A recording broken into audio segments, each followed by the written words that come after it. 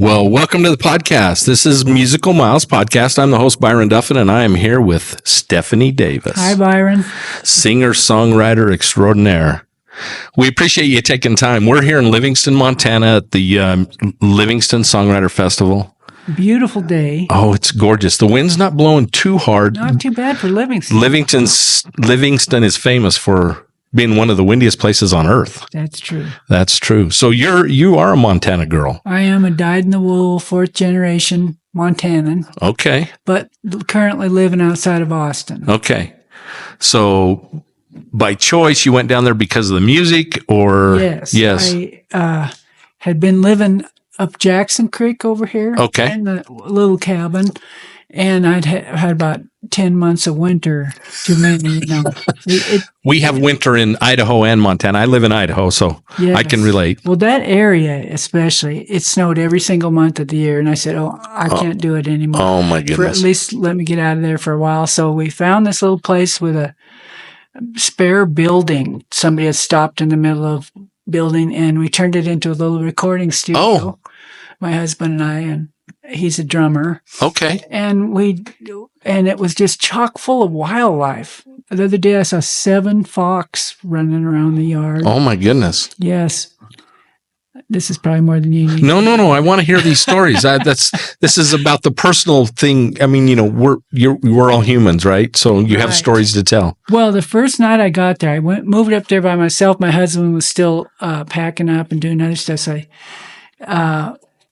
the place was kind of a bargain. It had sat empty for years. Oh, wow. And so the pool had been taken over by this massive bullfrog and also possum, armadillo, skunks. Oh, my goodness. And it was just, I loved it. I'm a big animal lover, but it was so loud at night, you couldn't even talk on the phone or anything. You couldn't hear. So I would just sit out there listening to the cicadas, but this massive bullfrog, he had taken over the pool area because it hadn't been a pool for a while. Right. He had his harem out there, and they would sing all night. So I wrote my first song about that. Oh, cool! If you want to hear it, absolutely. Share that with us, and then we'll ask you some questions. I love that. It's called My Hill Country Home.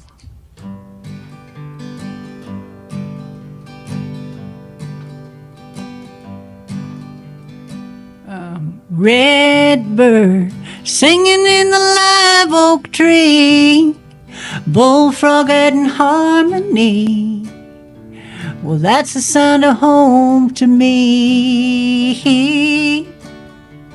Honey, suckle drifting on the breeze. Life is easy as you please in my hill country home.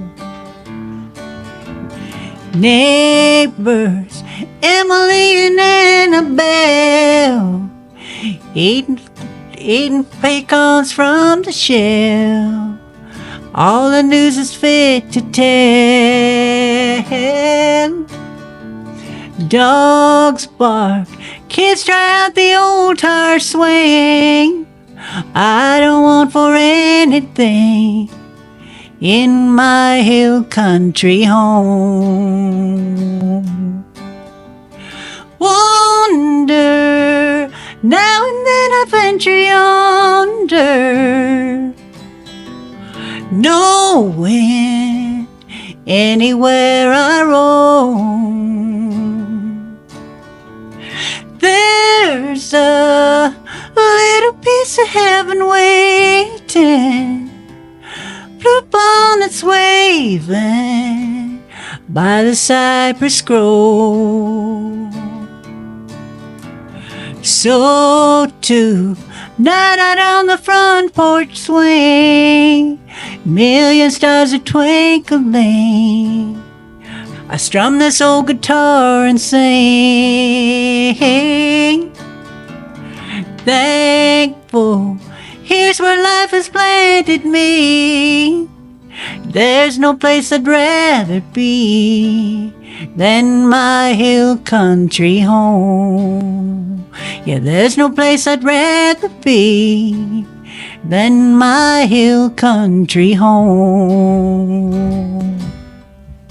Perfect. Thank you so much. Thank you. That's always fun to actually, it's a little different because normally we have everybody play at the end, but it's been cool because no, I love it because, James Dean sat there and held the guitar and he played before we got started. And, Isn't he something? oh my gosh, what a There's talented a guitar player. Well, listen, you're all extremely talented. I know I do. It just amazes me. And I've told everybody, this is my first music Songwriters Festival. I've loved live music and traveled to live music events all over the country for years. That's why we named the podcast Musical Miles Podcast, because we travel a lot of miles for live music. And we've shared with everyone, and everyone who watches the podcast will get sick of the same stuff. But the reality of it is, it's all about the music, but without the music, without the artist, the song, it all begins with the song. Without the song, without the artist, without the venue, and without the fans, those are all critical parts of the equation. And the stories behind the song. Don't you love that? That's what I love. I love to hang out with a bunch of songwriters. Oh my God, you will laugh, you will cry. Oh, you guys had to. I hate to say that. You had me in tears last night on a couple of them. So no kidding. Yeah. I hope in a good way. Oh yeah, no. Just music just touches our souls, right? And it really does. and my wife.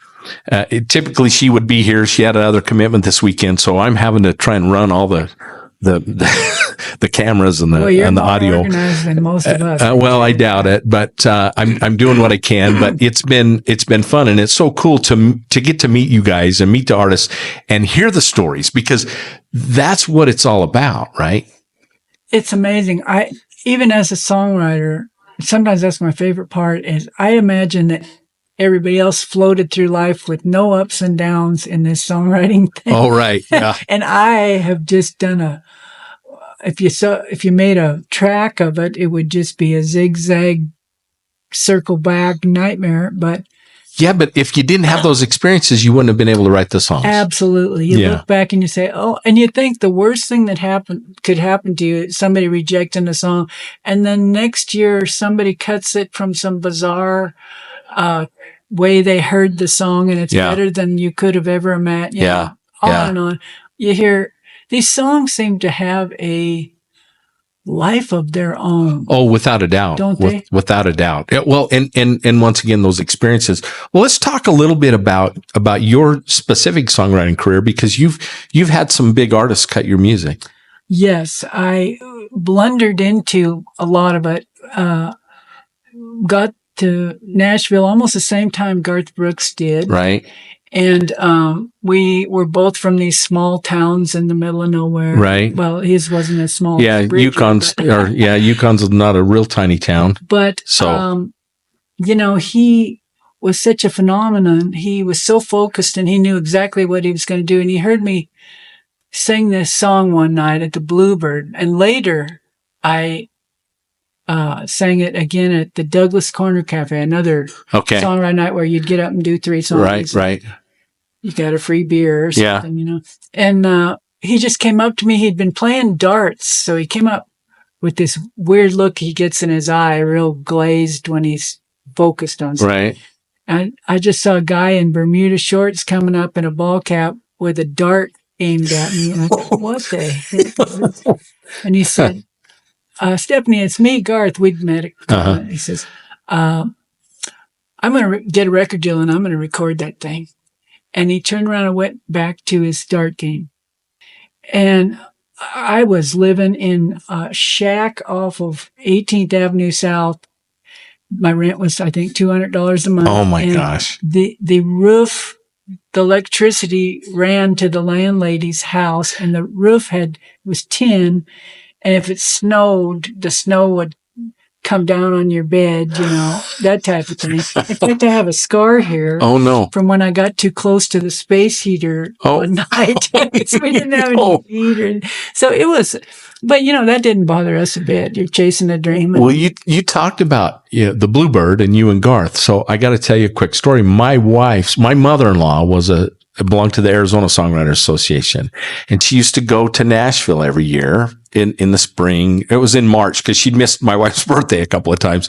But anyway, she would come home and she'd say, "Hey, I saw this artist and you need to mark this down. This guy's going to be famous." And she saw Garth, and she probably saw you, and she saw KT Oslin, and she saw Clint Black, and she saw Alan Jackson. And she would come home and say, "These are the artists that are going to be somebody." Should have been an A&R. And she should have been, but she passed a long time ago. She's been gone for 24 years. But that was an exciting time oh, to be there. I can only imagine. The old school songwriters were still writing their masterpieces. Right. You know, and then the newcomers were coming in, and it was all so good. Yeah. And the bar was high. Oh, yeah. You were going to sit down and write. But those were the days when you could make a lot of money from one song. Yeah, that was another thing. You at least had a hope of. You had a hope of. Small hope of something. Yeah, for But sure. I hope it gets better in that way. I try to pay no attention to that, because when I do, I just get sidetracked and distracted. And well, I loved your story last night. You told the story about that everybody that's a songwriter that's lived in Nashville has that "I Hate Nashville" song that they just gave up, right? They do. And it cracks me up. And then they'll do what I did, move to the middle of nowhere and say, "Oh, but we're songwriters, Sure. It's not our nature to learn how to read contracts and negotiate the points." I don't understand that stuff at all. I finally found some people around me that I trust. And well, I just saw a thing talk about that. Oh gosh, I just talked about him, Snyder. Todd Snyder. Todd Snyder. So Todd Snyder's telling a story about his manager calls him up and goes, "Hey, that song Beer Run? Well, somebody says you stole that, and we're going to have to go back. We're going to have to do this." And Todd's like, "Dude, do I have to come to town for this?" He doesn't put want on shoes. Yeah, do I have to put on shoes and comb my hair? I don't want to be bothered by this, because you want to write your songs and do your thing and hopefully be appreciated for that monetarily. Well, it doesn't always work that way. You do have to, yeah, put your pants on and go to town now. Yeah, I guess. yeah. But so tell me the song that Garth ended up cutting. The first song he cut, this has a Montana story to it, was this song I wrote for myself one night. I was typing living in the little shack on 18th Avenue, and with the man that I moved there with, who is now my husband. We've been together forever. And he is a drummer, and he went out to play his little gig down on Lower Broadway for $10 or whatever. Right. And so I had finished typing my term papers for $1 a page. There was no computers yet. Oh, right. And so I put them out in my mailbox, and at 5 a.m., the Vanderbilt students would come by and get their paper and leave me a couple bucks. They paid in cash, Right. And I started fooling with guitar, which was when I'd write then. Late at night, it was quiet. And my grandparents had homesteaded a place in Fishtail, Montana, if you know where Fishtail is, 3 miles out of Fishtail. Okay. Toward Red Lodge, Nye, Collin County. I think it's in Stillwater County. And they had 7 or 9 kids, and wow. They just scraped by. It's not possible to make a living on a 160-acre place. They bought a 360-acre place as well and borrowed money. Mm-hmm. Interest back then was almost 10%. Oh, wow. But they paid it every year, just the interest, and fed their kids. And finally, they just sold it for the interest due to the bank after 20-some years. Oh, my gosh. It was tough times. Yeah. But that's an accomplishment. Oh, yeah. Think about that. Anyway, I'm getting long-winded. It broke my heart every time we drove by that place. I could see that my dad was a natural farmer, rancher, and that was not an option to pass that on. Right. He joined the Navy and was fine and became an electrician and mailed money home every month to keep the ranch afloat. And anyway, I think I had all that on my mind. And the 80s, the farm collapse. Oh, yeah. I lived it. I grew up on a farm in Idaho. So, okay, you know. Yeah, I walked home from a farm auction. Oh my gosh. Yeah. So, well, and I would call home and they say, well, so-and-so, their auction's coming up this week. Anyway, so I just wrote this thing. I thought, oh, nobody in Nashville's going to want this thing, you know. January's always bitter, but Lord, this one beats all. Yeah. The wind ain't quit for weeks now. The drifts are 10 feet tall. Anyway, you know, that wasn't going to make the hit parade. Sure. But Garth, in his wisdom, I like to think, heard that song and knew that was his people too. Sure. Oklahoma. And sure. Yeah. Loved the story. Yeah. And here's the catcher that I couldn't have seen coming. Not only did he record it on his album, that was a huge selling album, his first No Fences. And that allowed me to buy a little place in Montana up the road from my grandparents' old place. Oh, cool.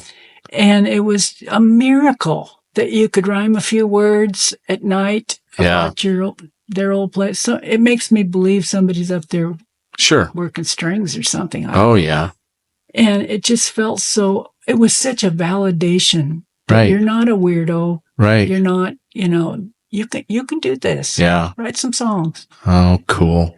So sorry for that long one. No. I love that. I love that. So let's, so Garth cut, how many songs did Garth cut of yours? He has cut, I think, 6 of mine, maybe 7, that we've either co-written or I've co-written or written by myself. Okay. And I've at various points played in his band and opened. And you opened for him, yeah. That was an experience. Was that? It was great and terrifying. And, you know, they're not there to see you. They came to see Garth. Yeah, but you know what? Some of us are there to see the opening acts. I mean, it was really developmental time. I mean, when I got out there and sang in front of 25,000 people a night, you know, you just have to go out there and do it. So how much do you perform live now?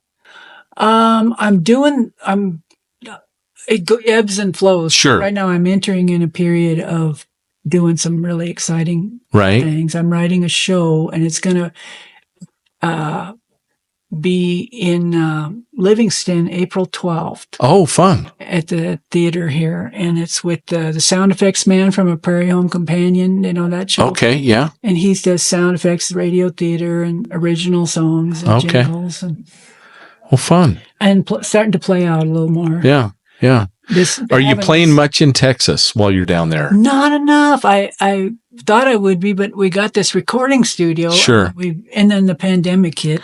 Yeah. And we dove deep into how to have a recording studio. Sure. You know, so you're recording other artists and stuff while you're there? Well, some, but mostly it's our project. Mostly I'm yours. on a project right now I hope to have out. And my husband is the engineer and I'm the all-around artist, singer, songwriter, jack of all trades. And you know what? It's really good for you to do something like that. Yeah, for sure.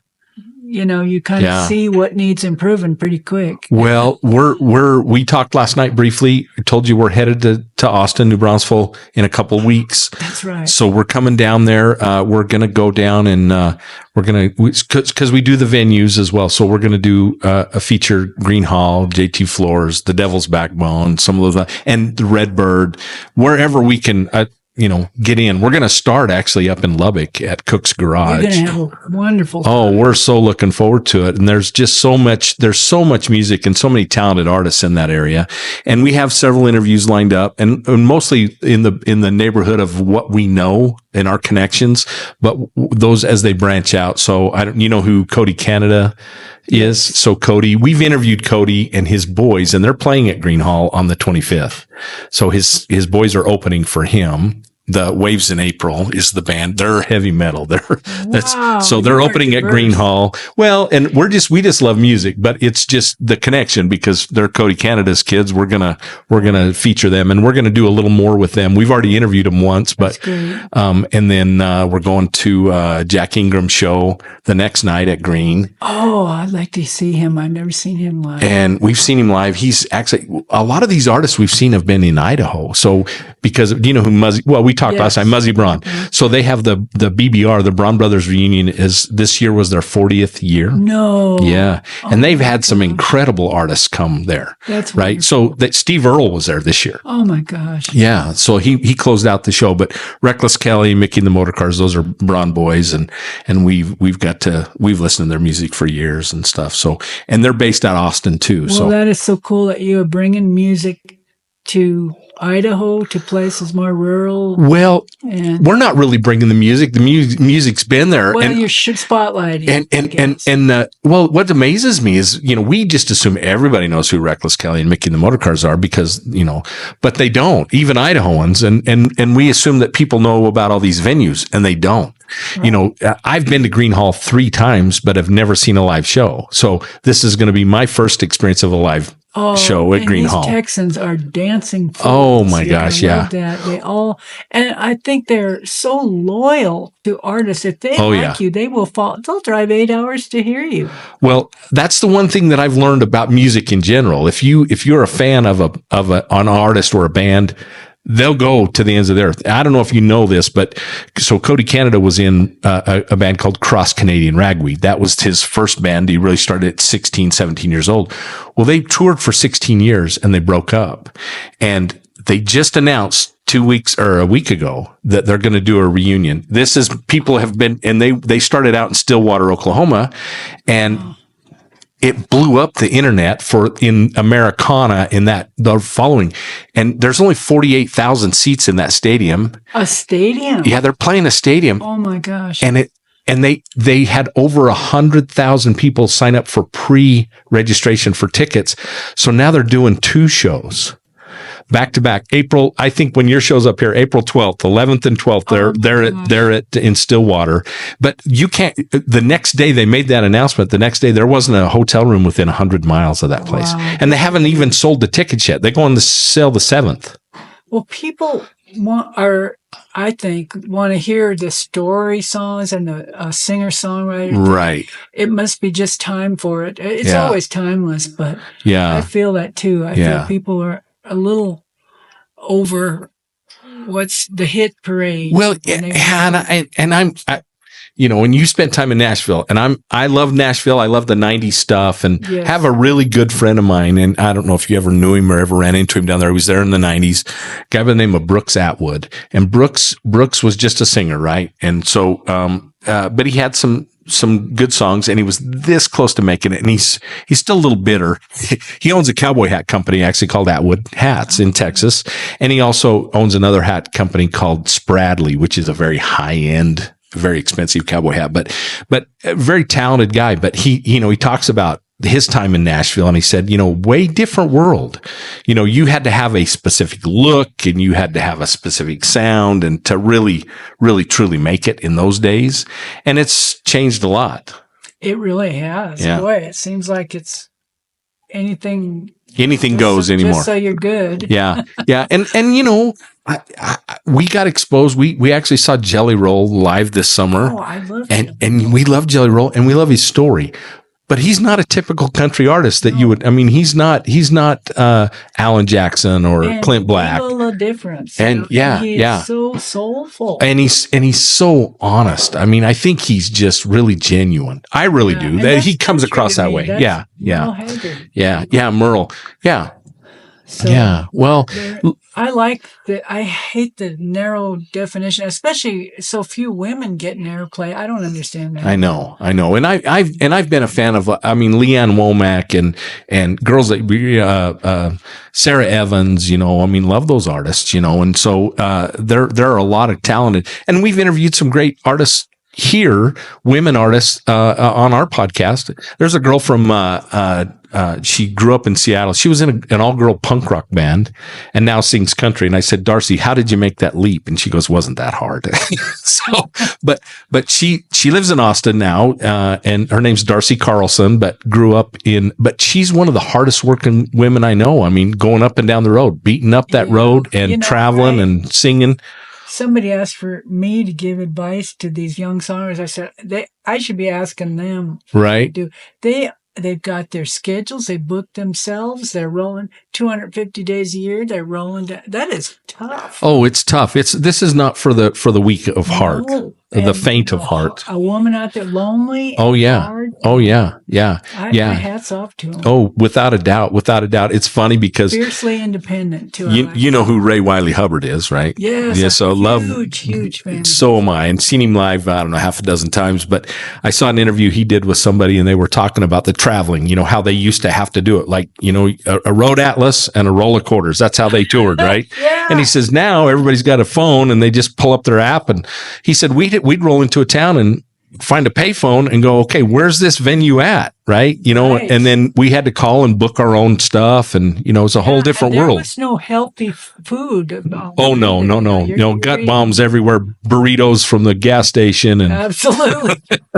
just for some substance, just to get you through to the next town. Right. That was hard on a lot of artists. Yeah. Well, listen, Stephanie, I appreciate your time. They're starting to line up out front. They're getting ready to come in. This thing starts at 1:00. Anytime. This is really fun. And this was fun for me. I loved it. Thank you again so much. Yeah. And thanks to the Livingston Songwriter. Oh, without a doubt. Thanks for inviting us to come and have the chance to talk to you guys. This was the first year, so Right, everybody support them and come to the second year next year. Yes, please do. October. Please do. You want to play us one more on the way out? Oh, just a quick one. Yeah, quick one. If it's all right, I'll play you a little one from this show I'm writing. Oh, yes. Love that. The jingle. Okay. Now, this is a Western Brew Vanilla Sarsaparilla, a fake product, but it has mood-enhancing agents and properties, and its motto is, starting tonight, lose your need to be right with a Western Brew. Here.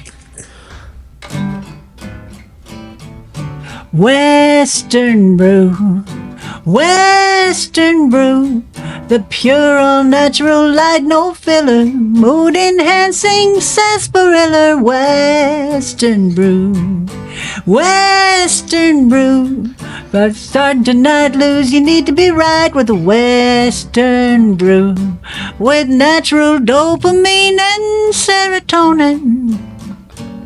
You'll want a cake for family gatherings. Hens lay more eggs when Western Brew is flowing. And think what could be done if it were served in Washington. Hey, Western Brew, Western Brew. Partner, start tonight, lose you need to be right with the Western Brew. Come on and feel the love with the frosty bottle of Western Brew. Awesome. Thank you so much. That was a lot of fun. Well, listen, we appreciate you once again. Thanks again for taking the time to sit down with us. Hey, just remember, everybody, go click on that subscribe button on YouTube and check us out, because if you don't, you're not going to get to see Stephanie's interview on YouTube with the Musical Miles podcast. That's right. And thank you, Byron. This has been a joy. Awesome. We'll see you somewhere down the road. Adios for now.